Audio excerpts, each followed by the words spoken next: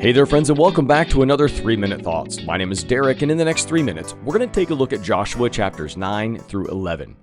Three different themes on these three different chapters are tricky treaties, long days, and complete victory. In chapter 9, Israel is riding high after some victories over Jericho and Ai, and the surrounding Canaanite kings are getting nervous. But one group, the Gibeonites, takes a different approach. Instead of fighting, they pretend to be from a distant land. They wear worn-out clothes, bring moldy bread, and try to make a peace treaty. Joshua and the leaders, without asking God first, agree to the deal. That's the key to the whole story. Without asking God first. You see, they've been on this track record of following where God tells them to go. God tells them very clearly, you need to ask me about these things and I'll give you the wisdom you need. Well, they didn't do it that way. All right, so 3 days later, Israel discovers the truth. The Gibeonites are actually their neighbors living in the land they were supposed to conquer.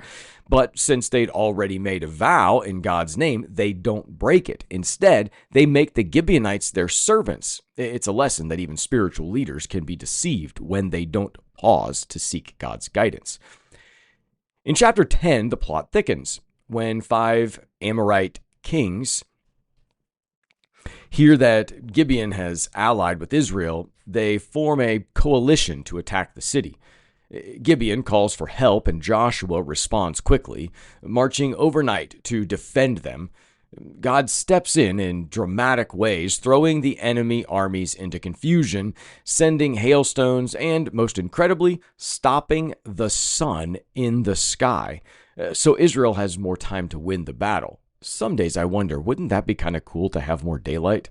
All right, at any rate, it's one of the most awe-inspiring miracles in Scripture, proof that God fights for his people when they walk in obedience. Joshua captures and executes the 5 kings, then continues a southern campaign, defeating multiple cities. The pattern is clear. God is giving them this land just as he promised. Chapter 11 shifts to the north. The northern campaign, another massive alliance forms, this time led by King Jabin of Hazor. The army is huge, horses, chariots, serious firepower. But again, God reassures Joshua, do not be afraid. Israel attacks suddenly and wins decisively.